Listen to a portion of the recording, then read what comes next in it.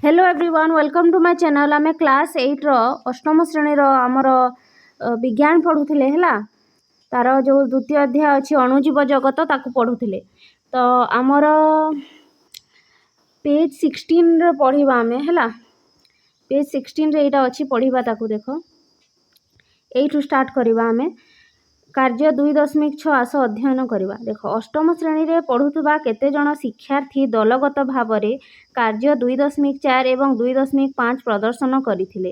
सेमाने पाठागार एवं इंटरनेट रु मध्य सूचना संग्रह करथिले। सेमाने सारणी 2.2 रे पोखरी जल पर्यवेक्षण परे प्राप्त तथ्य एवं 2.2 रे मृत्तिका रे सस्पेंशन पर्यवेक्षण परे प्राप्त तथ्य लेखि रखिथिले। सेमाने अणुजीव गुड़ी को प्रोटोजोआ शैवाल कवक बीजाणु भाव चिन्हट करथिले। जदि तुमे एही वर्गर जीव पाओ तेबे लेखि रख। देख एठी कौन करथिले आमे प्रथमे पोखरी रु किछि जल संग्रह करथिले हैला। तापरे से पोखरी जल रे जो सूक्ष्म अणुजीव गुड़िक थिबे छोट छोट अणुजीव गुड़िक थिबे ताकू आमे अणुवीक्षण यंत्र सहायरे किपरि देखिबा सेटा बुझिथिले हैला। पूर्व क्लास रे आमे पढ़ी सारिथिले हैला।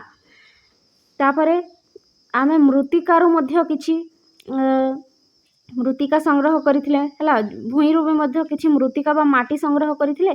हम सेठी जो अणुजीव गुड़ी को थांती ताकू मध्य अणुवीक्षण यंत्र सहायरे देखिथिले हैला। तो से पोखरी जल आ मृत्तिका जल को पर्यवेक्षण कला परे अणुवीक्षण यंत्र सहायरे देखिला परे सेथिरे जो अणुजीव गुड़िक थिले हैला तांकर श्रेणी विभाग करथिले।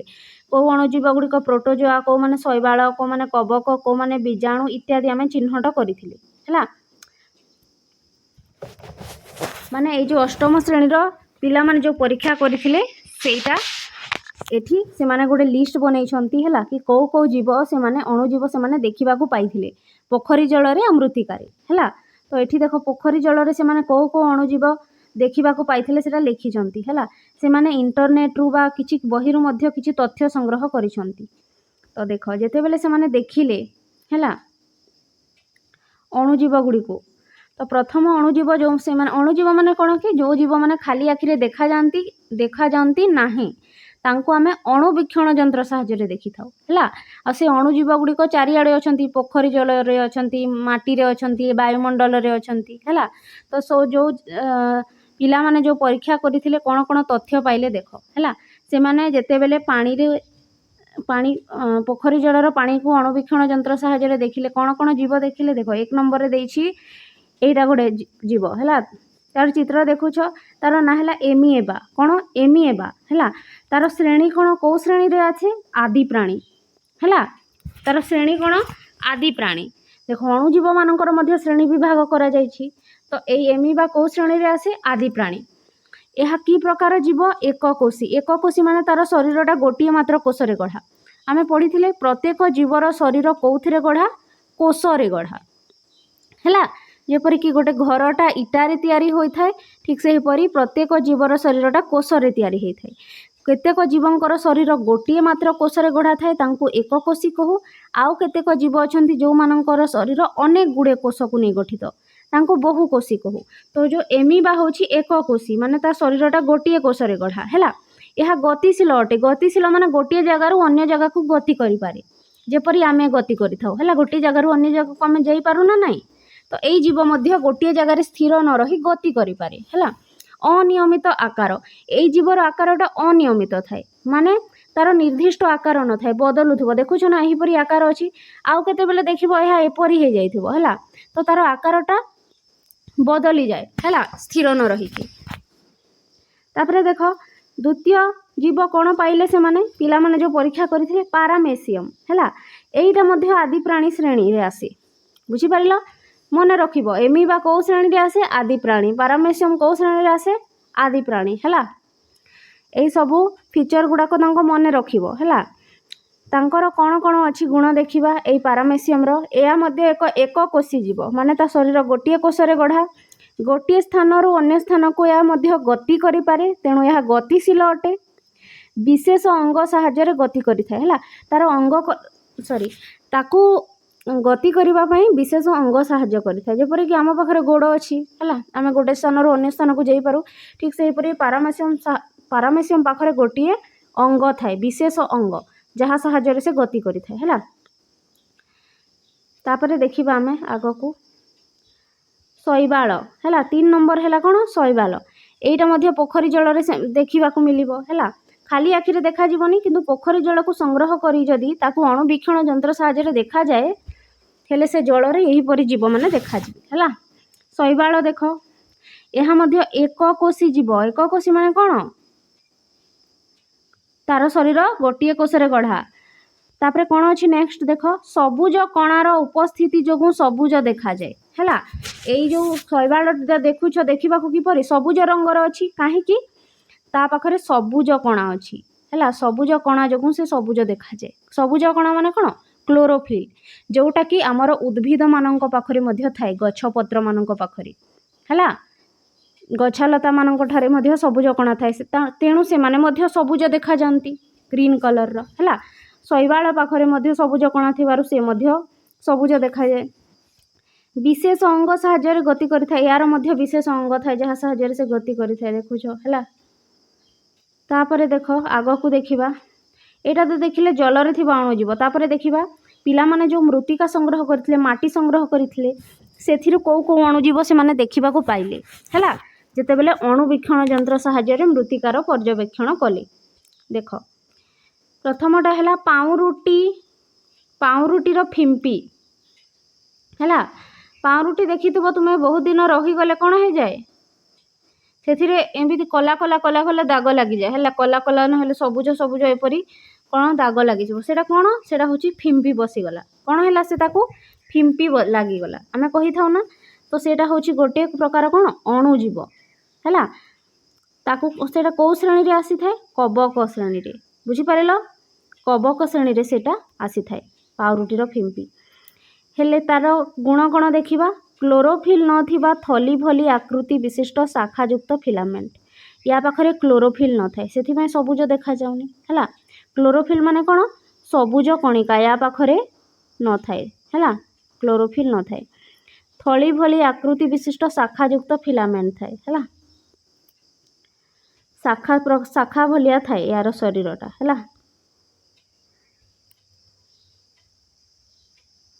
तापरे देखो नेक्स्ट आसिला कबक हैला। क्लोरोफिल विहीन या शरीर मध्य क्लोरोफिल बा सबुज कणिका नाही माने माने खाद्य प्रस्तुति करि परिबे नाही हैला। रंग मारिबा पई व्यवहृत ब्रश भली आकृतिर शाखायुक्त फिलामेंट हैला। यार आकृति किपरि थाए देखो रंग मारिला बेले जो ब्रश आमे व्यवहार करू हैला किपरि थाए सही परि हैला। तार आकार अछि देखि पारुछ तुमे ता चित्र को।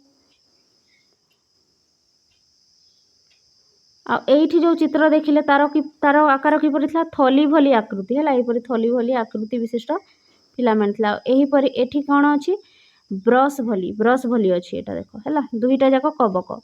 तापरे आउ कोन देखिबा को पाइले देखिबा से माने शैवाल हैला। देखो गोलाकार अछि देखुछ गोलाकार गोल गोल अछि सबुज कणार उपस्थिति अछि तेणु एहा सबुज देखा जाउछि हैला। बुझी पारलो एहा गोलाकार थाए आ सबुज कणार उपस्थिति जोगु सबुज देखा जाए बुझी पारलो। तापरे कोन मृत्तिका रे आउ कोन अणुजीव देखिले बीजाणु कोन बीजाणु देखो कोष गुड़िक गोलाकार अटंती हैला माने गोल अटंती कमाकृति अटंती देखुछ ना गोल स्ट्रक्चर भी देखुछ एठी तुमे कमा भलिया भी देखुछ हैला। कमा ए परि थाए ना कुंडलाकृति बा दंडाकृति देखुछ एटा हैला। कोष चारि पाखरे गोटे लंबा केश बा अनेक छोट छोट केश सदृश प्रबर्ध होइथा हैला। ए कोषरु अनेक केश भलिया बाहरी थाए हैला। केश माने हेयर बुझी पारिलो। तो एही सब अणुजीव पिला माने देखिबा को पाइले आ तांकर श्रेणी विभाग कले देखि पारुछ ना कबक शैवाल बीजाणु हैला। तापरे प्राणी रे आदि प्राणी शैवाल एही सब हम से माने देखिबा को पाइले। तापरे नेक्स्ट पढ़िबा चलो तुमे ए मध्यरु कोनोसी अणुजीव बा भिन्न देखिलो कि। तापरे तुमे जो परीक्षा कलो हैला स्कूल रे करिवो परीक्षा हैला।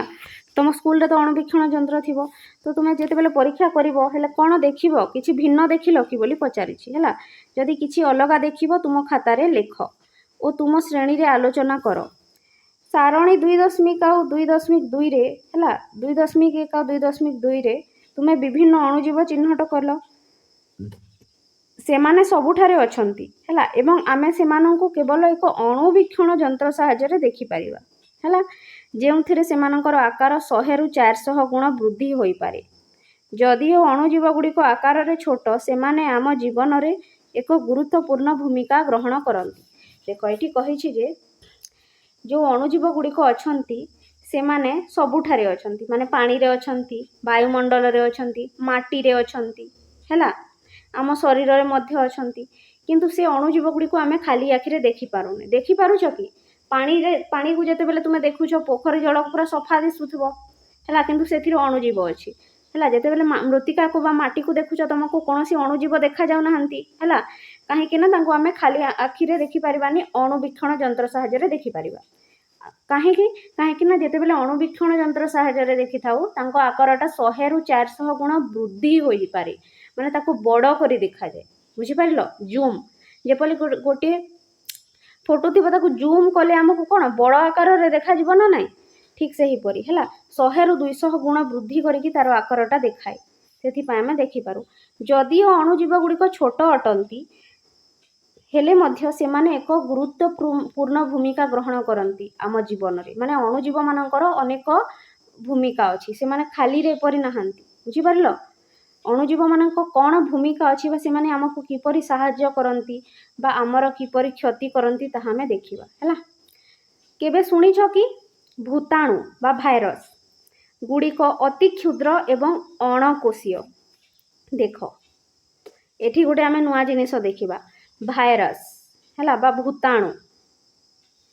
ଏ ଯାଏଁ ଆମେ ବୀଜାଣୁ, ଶୈବାଳ ଆଦି ପ୍ରାଣୀ, କବକ ଏମାନଙ୍କୁ ଦେଖିଲେ। ଏବେ ଆମେ ଗୋଟେ ନୂଆ ଜିନିଷ ଦେଖିବା, ଭୂତାଣୁ ବା ଭାଇରସ୍। ତୁମେ ଶୁଣିଥିବ କୋରୋନା ଭାଇରସ୍ ଆସିଥିଲା ହେଲା, ଯେଉଁ ଲକଡାଉନ୍ ହେଇଥିଲା ସେ ଟାଇମ୍ରେ କୋରୋନା ଭାଇରସ୍ ନାମକ ଗୋଟେ ଅଣୁଜୀବ ଥିଲା ହେଲା, ଯେଉଁଟାକି ଆମକୁ କ'ଣ କରୁଥିଲା? ବିମାର କରାଉଥିଲା ହେଲା। ବହୁତ ଲୋକ ମରିଛନ୍ତି ମଧ୍ୟ। ତାପରେ ଆମେ ତାର ଭ୍ୟାକ୍ସିନେସନ୍ ନେଲେ ହେଲା, ଟୀକା ନେଲେ। ତ ଦେଖ ଏଇ ଯେଉଁ ଭୂତାଣୁ ଅଛି ବା ଭାଇରସ୍ ଅଛି ହେଲା, ଏଗୁଡ଼ିକ ଅତି କ୍ଷୁଦ୍ର ଥାନ୍ତି। ମାନେ ଆମେ ଯେତିକି ଅଣୁଜୀବ ଏବେ ପଢ଼ିଲେ ନା ପୂର୍ବରୁ, ଯେଉଁଟା ମୃତ୍ତିକାରେ ଦେଖିଲେ ଆଉ ପୋଖରୀ ଜଳରେ ଦେଖିଲେ, ସେମାନଙ୍କଠୁ ମଧ୍ୟ ଆହୁରି ଛୋଟ କିଏ ଥାଏ? ଭୂତାଣୁ ବା ଭାଇରସ୍। ବୁଝିପାରିଲ? ଅତି କ୍ଷୁଦ୍ର ଥାଏ ଏବଂ ଅଣକୋଷୀୟ ଥାଏ। ଏଇଟା ଗୋଟେ ନୂଆ ଜିନିଷ। ଦେଖ ମୁଁ ତୁମକୁ ଅଣକୋଷୀୟ ମାନେ କ'ଣ? ଯାହାର କୋଷ ନାହିଁ, ଯାହା ଶରୀରଟା କୋଷରେ ଗଢ଼ା ନୁହେଁ ବା ଯାହା ଶରୀରରେ କୋଷ ହିଁ ନାହିଁ। ମୁଁ ତୁମକୁ କହିଥିଲି ପ୍ରତ୍ୟେକ ଜୀବ, ତୁମେ ଯାହା ଦେଖୁଛ, ଆମର ଗଛ ହଉ, ଲତା ହଉ, ତାପରେ ପଶୁ, ପକ୍ଷୀ, ଜୀବଜନ୍ତୁ, କୀଟ, ପତଙ୍ଗ, ମାଛ ହେଲା, ଯେଉଁ ବି ଜୀବ ତୁମେ ଦେଖୁଛ, ସମସ୍ତଙ୍କ ଶରୀର, ଯେଉଁ ଜୀବର ଜୀବନ ଅଛି, ସମସ୍ତଙ୍କ ଶରୀର କେଉଁଥିରେ ଗଢ଼ା ବୋଲି କହିଥିଲି? କୋଷରେ ଗଢ଼ା। ପ୍ରତ୍ୟେକ ଜୀବର ଶରୀର କୋଷରେ ଗଢ଼ା ବୋଲି ଆମେ ପୂର୍ବରୁ ପଢ଼ିଲେ। କିନ୍ତୁ ଏଇ ଯେଉଁ ଭାଇରସ୍ ଅଛି ହେଲା, ଏଇ ଭାଇରସ୍ ଏପରି ଏକ ଜୀବ ଅଟେ ଯାହାର ଶରୀର କୋଷରେ ଗଢ଼ା ନୁହେଁ, ମାନେ ତା ଶରୀରରେ କୋଷ ହିଁ ନାହିଁ। ବୁଝିପାରିଲ? ମନେ ରଖ, ଭାଇରସ୍ ବା ଭୂତାଣୁ ଯେଉଁ ଅଛି, ଏହା ଏକ ଅଣକୋଷୀୟ ଜୀବ, ମାନେ ତା ଶରୀରରେ କୋଷ ହିଁ ନାହିଁ ହେଲା। ଭୂତାଣୁ ଗୁଡ଼ିକ ଜୀବନ୍ତ କୋଷରେ ପ୍ରବେଶ କଲେ ସଂଖ୍ୟାରେ ବହୁଗୁଣିତ ହୁଅନ୍ତି। ବୁଝିପାରିଲ? ଦେଖ ଏଇ ଯେଉଁ ଭୂତାଣୁ ବା ଭାଇରସ୍ ଅଛନ୍ତି, ସେମାନେ ଜୀବନ୍ତ କୋଷରେ ପ୍ରବେଶ କରନ୍ତି, ଯେପରିକି ଆମ ଶରୀରରେ ପ୍ରବେଶ କରିବେ ହେଲା, ଆଉ ସେମାନେ ତାଙ୍କର ସଂଖ୍ୟାକୁ ବଢ଼େଇବେ। ବୁଝିପାରିଲ? ମାନେ କ'ଣ ବୁଝୁଛ?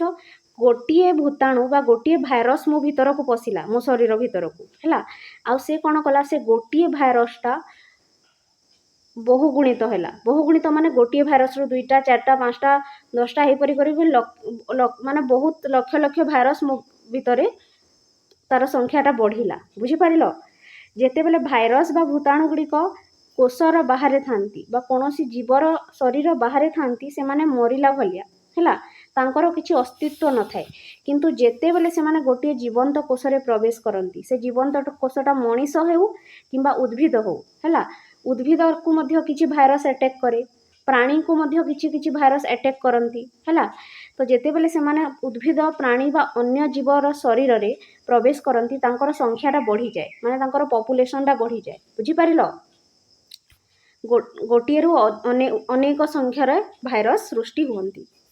ସେମାନେ ଉଦ୍ଭିଦ ପ୍ରାଣୀ କିମ୍ବା ବୀଜାଣୁ କୋଷକୁ ସଂକ୍ରମିତ କରିପାରନ୍ତି ଏବଂ ରୋଗ ସୃଷ୍ଟି କରିପାରନ୍ତି। ବୁଝିପାରିଲ? ଏଇ ଯେଉଁ ଭୂତାଣୁ ବା ଭାଇରସ୍ ଅଛନ୍ତି ସେମାନେ ଉଦ୍ଭିଦ କୋଷକୁ ବି ଆଟାକ୍ କରନ୍ତି ହେଲା। ଉଦ୍ଭିଦକୁ ମଧ୍ୟ ଭାଇରସ୍ ଲାଗିଥାଏ ହେଲା। ତାପରେ ପ୍ରାଣୀକୁ ମଧ୍ୟ ଭାଇରସ୍ ଲାଗିଥାଏ ହେଲା। ଯେକୌଣସି ପ୍ରାଣୀ ହଉ ହେଲା, ମଣିଷ ହେଉ କି ଅନ୍ୟ ପଶୁ ଗୁଡ଼ିକ ହୁଅନ୍ତି। ତାପରେ ଯେଉଁ ବୀଜାଣୁ ଅଛି ହେଲା, ଯେଉଁଟାକି ଏକ ଅଣୁଜୀବ, ବୀଜାଣୁଟା କ'ଣ ଏକ ଅଣୁଜୀବ, ତାକୁ ମଧ୍ୟ ଏ ଭାଇରସ୍ଟା ସଂକ୍ରମିତ କରେ ଆଉ ରୋଗ ସୃଷ୍ଟି କରେ। ବୁଝିପାରିଲ? ତ ଏ ଭାଇରସ୍ଟା ହେଉଛି ବହୁତ ଡେଞ୍ଜର।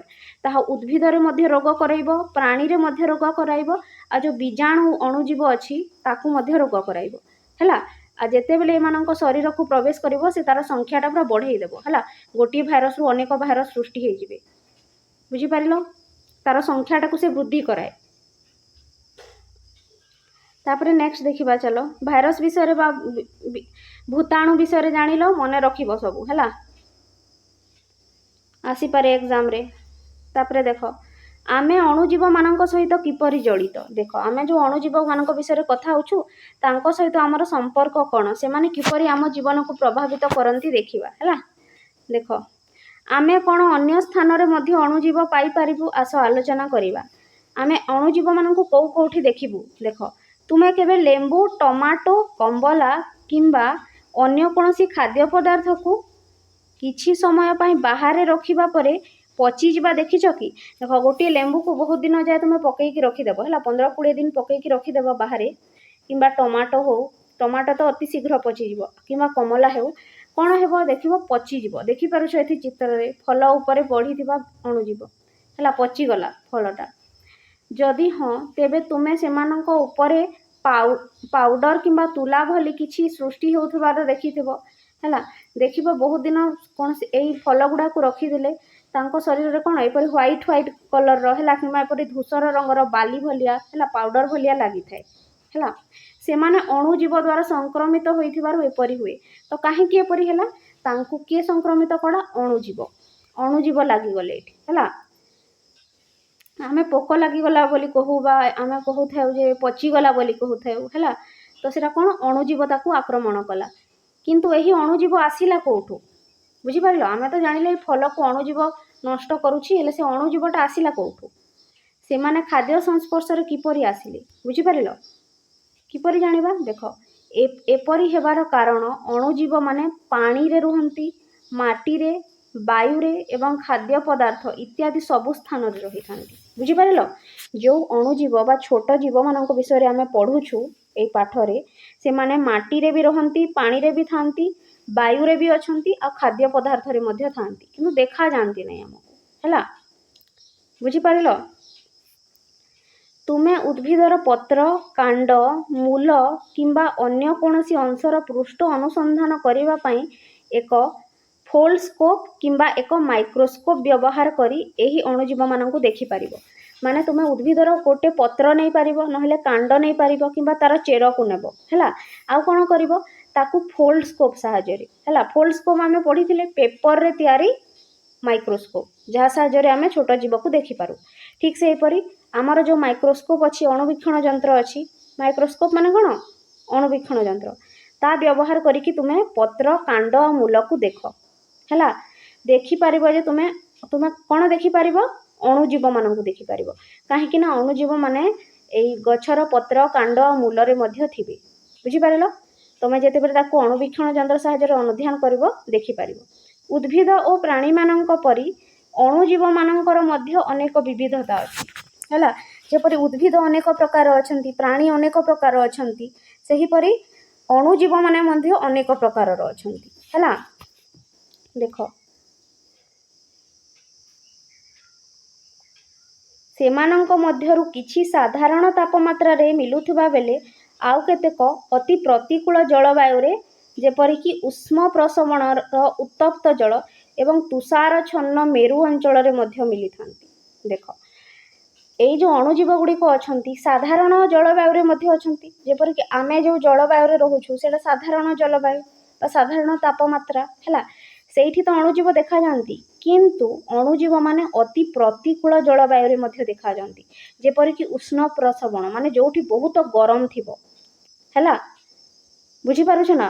जोथि बहुत गरम थिबो उत्तप्त जल थिबो हैला पानी रे फुटिला भलिया जोथि थिबो अति गरम पानी हैला सेई स्थान रे मध्ये से माने रही पारंती सबु अणुजीव नुहे किंतु किछि अणुजीव उष्ण प्रसवण बा उत्तप्त जल रे मध्ये रही पारंती हैला पूरा गरम जल रे एवं तुषारच्छन्न मेरु अंचल रे मध्ये मिलिछांती माने जो अंचल रे बरफ पड़े तुषारच्छन्न माने कोन बरफ जो अंचल रे पड़े हैला मेरु अंचल सेही अंचल रे मध्ये रहिथांती माने आमे कोन जालिले एई अणुजीव माने सबु आडे रही पारंती हैला सबु कंडीशन रे अत्यधिक तापमात्रा बहुत गरम रे मध्ये रही पारिबे किंबा बरफ पडुथबा जगह रे मध्ये रही पारिबे बुझी पारिलो आमे रही पारिबानी किंतु एमाने रही पारिबे हैला किछि एपरि अणुजीव अछंती हैला बुझी पारिलो तापरे देखो एठी जड़े प्रश्न पचारुछि ए झियोटा किंतु काहींकि सूक्ष्म जीव माने आचार एवं मुरबा को संक्रमित करंती नाही देख तुम्हें प्रत्येक घरे आचार देखुथबो हैला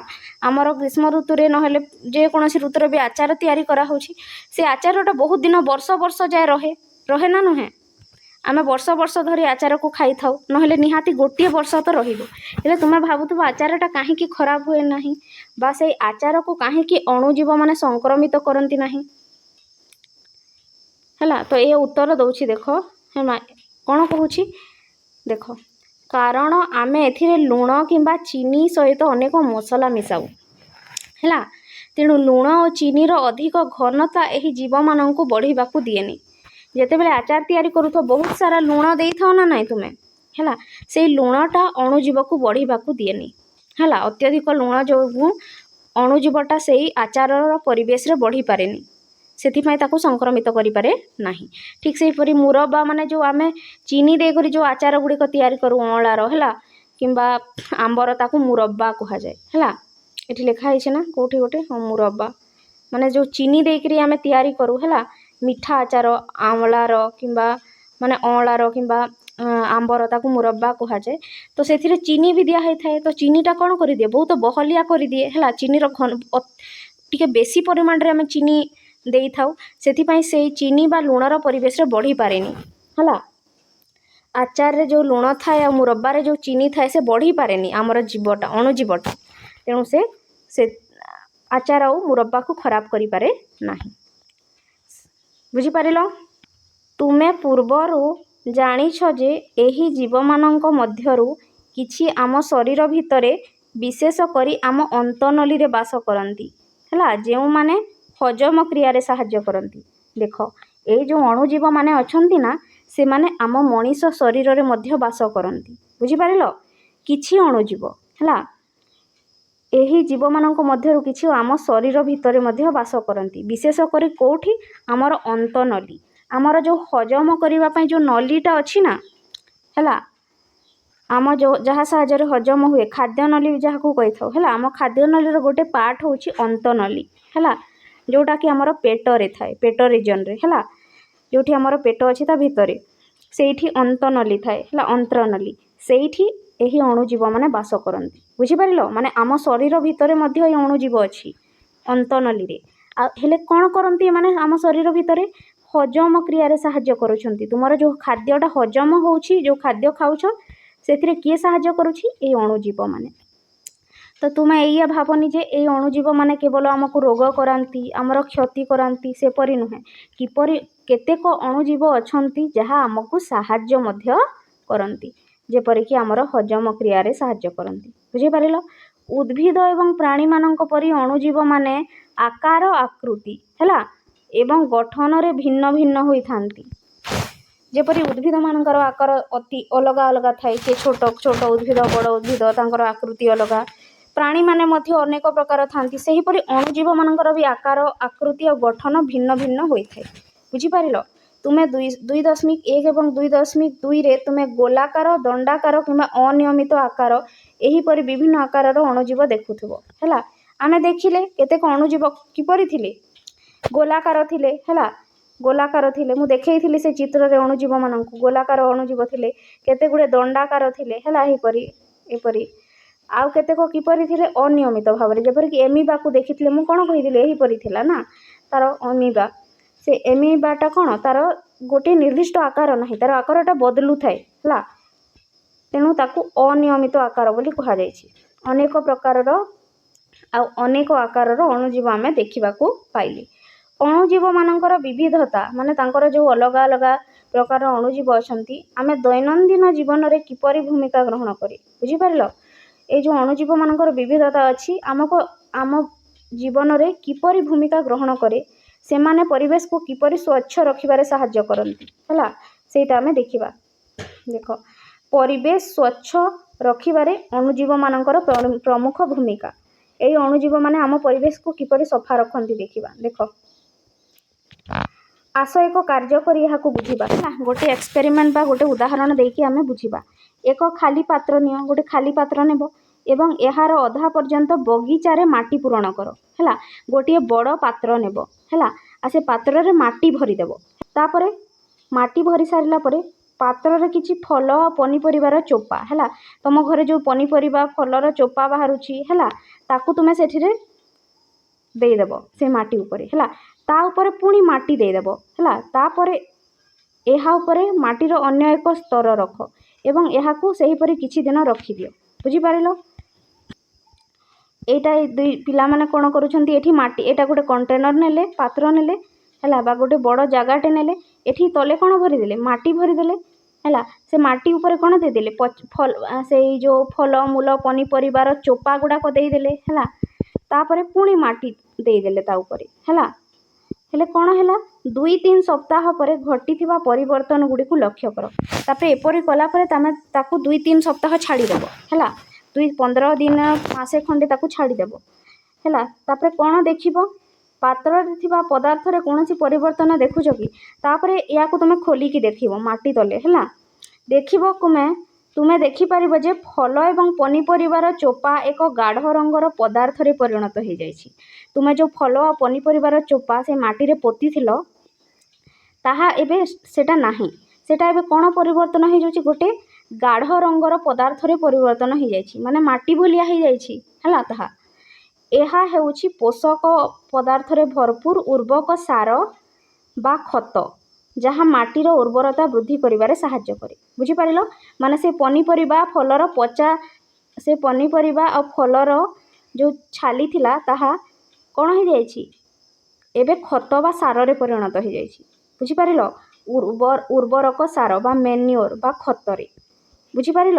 ଅର୍ଗାନିକ୍ ଖତ ହେଲା, ଏଇଟା ରାସାୟନିକ ଖତ ନୁହେଁ ଯେଉଁଟା ଆମେ କ୍ଷେତରେ ପକାଉଛୁ। ବୁଝିପାରିଲ।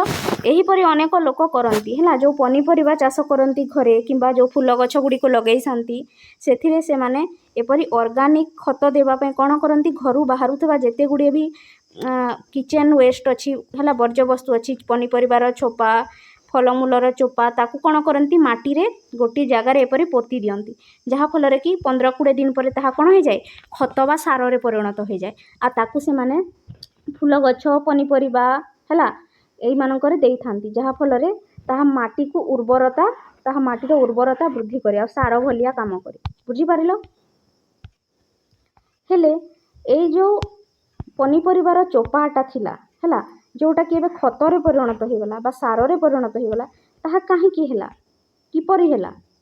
ଦେଖ କାର୍ଯ୍ୟ 2.6ରେ ତୁମେ ଦେଖିଲ ଯେ ମାଟିର ବିଭିନ୍ନ ପ୍ରକାର ଅଣୁଜୀବ ଥାନ୍ତି।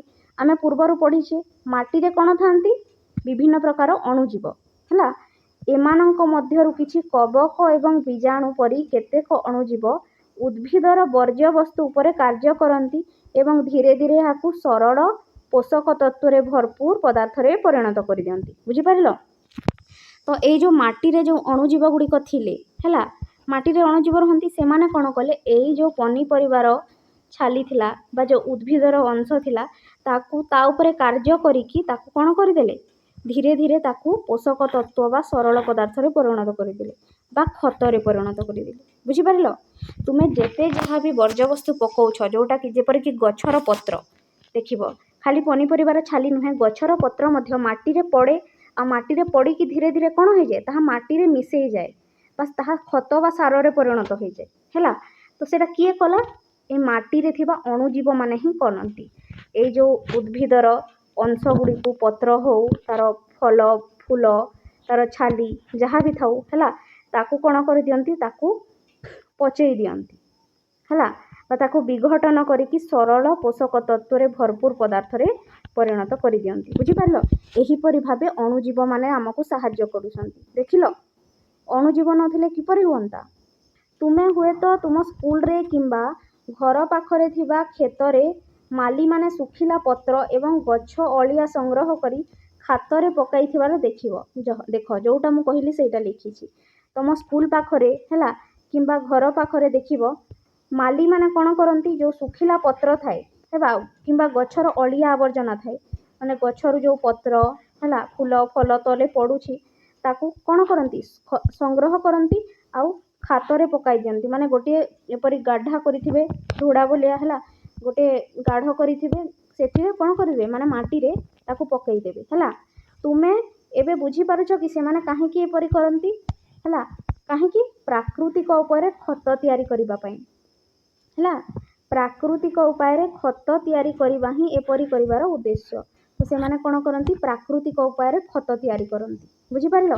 ଆମେ ଯେଉଁ ଧାନ ଚାଷ କରୁଛେ କିମ୍ବା ଅନ୍ୟ ଚାଷ କରୁଛେ ସେଥିରେ ଯେଉଁ ସାର ଗୁଡ଼ିକ ଦେଉଛି ହେଲା, ଯେଉଁଟାକି ଆସିଥାଏ ମାର୍କେଟରେ ମିଳିଥାଏ, ସେଇଟା କି ପ୍ରକାର ସାର? ଯେଉଁ ହ୍ୱାଇଟ୍ କଲର୍ର ଥାଏ କିମ୍ବା ଅନ୍ୟ ରଙ୍ଗର ଥାଏ ହେଲା, ଦାନା ଦାନା ଭଳିଆ, ସେଇଟା କିଟା? ରାସାୟନିକ ସାର ହେଲା। ସେଇଟା କେମିକାଲ ଗୁଡ଼ିକ। ସେଇ ସବୁ ଯୋଗୁଁ ହିଁ ତ ଆଜିକାଲି ଆମର ଦେହ ଖରାପ ହେଉଛି ହେଲା, ଅନେକ ପ୍ରକାରର ରୋଗ ବେମାରୀ ବାହାରୁଛି ହେଲା।